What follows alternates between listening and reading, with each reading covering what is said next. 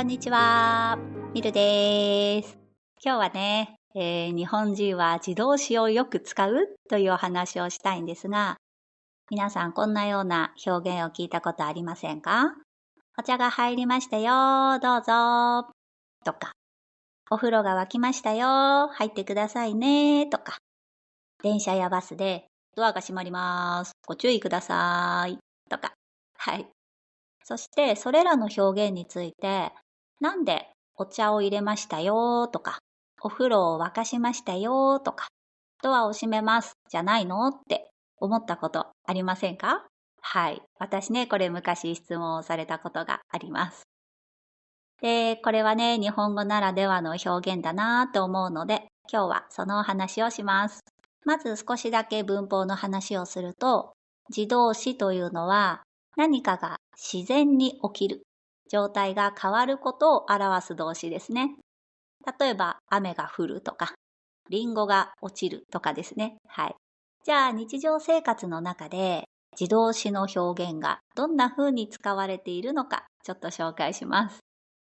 例えばね、ご飯が炊けたよ、朝ごはんができたよ、です。これだけを聞くと、なんか自然にご飯が炊けて、自然に朝ごはんができたっていう感じですよね。実際は、例えばね、私がご飯を炊きましたとか、私がお味噌汁を作りました。私が朝ごはんの準備をしました。ですよね。だけど、ご飯を炊いたよ、お味噌汁作ったよ、ご飯の準備をしたよとはあまり言わないんですね。自動詞を使って自然にご飯が炊けて、自然にお味噌汁ができて、自然に朝ごはんの準備ができたような表現をするんです。準備をした人のことというのはね、あまり言わないんですね。それから、さっき言ったね、お風呂もそうです。私が蛇口をひねって、お湯を浴槽に入れて、お風呂の準備をしたんですが、お風呂が沸いたよ。みんな入ってと言います。私がお風呂を沸かしたよ。私お風呂入れたよ。とはあまり言わないんですね。ここでもやっぱりやった人のことというのはあまり言いません。まだまだありますよ。みんなでね、例えばおやつを食べることにしました。一人がおやつの準備をしました。お茶を入れました。こんな時もね、お茶が入ったよって言うんですよ。コーヒーが入ったよ、紅茶が入ったよ、こういう感じですね。私がお茶を入れたよ、私がコーヒーを入れたよ、私が準備をしたよとは言わないんですね。準備ができたよ、お茶が入ったよ、こういう感じで言います。最初に紹介したね、電車もそうですね。さっきドアが閉まります。ご注意くださいと紹介しました。ドアを閉めますとはあんまり言わないんですね。あとは出かけるときですね。外出するときに、ねえねえ玄関の鍵閉まってるとかもね、よく使うんですよ。玄関の鍵閉めたもね、言うんですが、鍵は閉まっていますかとかね、エアコン消えてるとかね、そうやって自然な状況の確認をすることが多いんですよ。あなたは何をしましたか？誰が何をしましたかっていうのはあんまり聞かないんですね。誰かが何かをしたよりも、今どうなっているかを伝えたり、確認することが多いんですよ。面白いですね。お茶が入ったよ。お風呂が沸いたよ。ね。私がやりましたよっていうのは言わないで、お茶が飲める状態になったよ。お風呂入れる状態になったよ。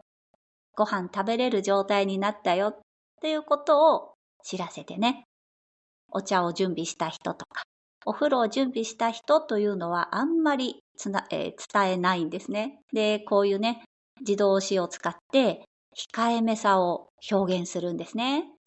もちろんね、誰がそれをしたかを強調したいときは、お茶を入れたよとかね、ご飯の準備したよ、私がやりましたよ、誰々がやりましたよってもちろん言うんですけど、多くの場合、あんまりね、自分を出さずに、あたかも自然にできたかのように伝えることが多いです。はい。これはね、控えめな表現を好む日本人ならではの使い方だなぁと思います。もうね、日本人は曖昧だとか、いろいろね、言われるんですけど、もうこういうところにも、はっきりね、主張しないで、曖昧に控えめに表現をすることがとても多いんですね。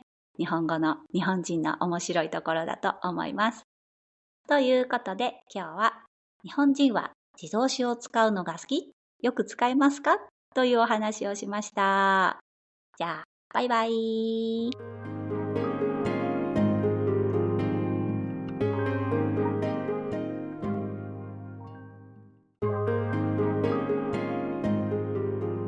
こんにちは。ミルです。今日はね、日本人は自動詞をよく使うというお話をしたいんですが、皆さんこんなような表現を聞いたことありませんか？お茶が入りましたよ、どうぞ。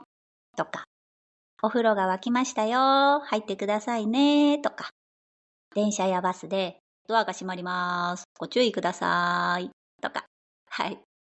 そして、それらの表現について、なんでお茶を入れましたよとか、お風呂を沸かしましたよとか、ドアを閉めますじゃないのって思ったことありませんか？はい。私ね、これ昔質問をされたことがあります。で、これはね、日本語ならではの表現だなと思うので、今日はそのお話をします。まず少しだけ文法の話をすると、自動詞というのは何かが自然に起きる、状態が変わることを表す動詞ですね。例えば、雨が降るとか、リンゴが落ちるとかですね。はい。じゃあ、日常生活の中で自動詞の表現がどんな風に使われているのか、ちょっと紹介します。例えばね、ご飯が炊けたよ、朝ごはんができたよ、です。これだけを聞くと、なんか自然にご飯が炊けて、自然に朝ごはんができたっていう感じですよね。実際は、例えばね、私がご飯を炊きましたとか、私がお味噌汁を作りました。私が朝ごはんの準備をしました。ですよね。だけど、ご飯を炊いたよ、お味噌汁作ったよ、ご飯の準備をしたよとはあまり言わないんですね。自動詞を使って自然にご飯が炊けて、自然にお味噌汁ができて、自然に朝ごはんの準備ができたような表現をするんです。準備をした人のことというのはね、あまり言わないんですね。それから、さっき言ったね、お風呂もそうです。私が蛇口をひねって、お湯を浴槽に入れて、お風呂の準備をしたんですが、お風呂が沸いたよ。みんな入ってと言います。私がお風呂を沸かしたよ。私お風呂入れたよ。とはあまり言わないんですね。ここでもやっぱりやった人のことというのはあまり言いません。まだまだありますよ。みんなでね、例えばおやつを食べることにしました。一人がおやつの準備をしました。お茶を入れました。こんな時もね、お茶が入ったよって言うんですよ。コーヒーが入ったよ、紅茶が入ったよ、こういう感じですね。私がお茶を入れたよ、私がコーヒーを入れたよ、私が準備をしたよとは言わないんですね。準備ができたよ、お茶が入ったよ、こういう感じで言います。最初に紹介したね、電車もそうですね。さっきドアが閉まります。ご注意くださいと紹介しました。ドアを閉めますとはあんまり言わないですね。あとは、出かけるときですね。外出するときに、ねえねえ、玄関の鍵閉まってる？とかもね、よく使うんですよ。玄関の鍵閉めたもね、言うんですが、鍵は閉まっていますか？とかね。エアコン消えてる？とかね。そうやって自然な状況の確認をすることが多いんですよ。あなたは何をしましたか？誰が何をしましたかっていうのはあんまり聞かないんですね。誰かが何かをしたよりも、今どうなっているかを伝えたり、確認することが多いんですよ。面白いですね。お茶が入ったよ。お風呂が沸いたよ。ね。私がやりましたよっていうのは言わないで、お茶が飲める状態になったよ。お風呂入れる状態になったよ。ご飯食べれる状態になったよ。っていうことを知らせてね。お茶を準備した人とか、お風呂を準備した人というのはあんまり伝えないんですね。で、こういうね、自動詞を使って控えめさを表現するんですね。もちろんね、誰がそれをしたかを強調したいときは、お茶を入れたよとかね、ご飯の準備したよ、私がやりましたよ、誰々がやりましたよってもちろん言うんですけど、多くの場合、あんまりね、自分を出さずに、あたかも自然にできたかのように伝えることが多いです。はい。これはね、控えめな表現を好む日本人ならではの使い方だなぁと思います。もうね、日本人は曖昧だとか、いろいろね、言われるんですけど、もうこういうところにも、はっきりね、主張しないで、曖昧に控えめに表現をすることがとても多いんですね。日本語の日本人の面白いところだと思います。ということで、今日は日本人は自動詞を使うのが好き？よく使いますか？というお話をしました。じゃあ、バイバイ。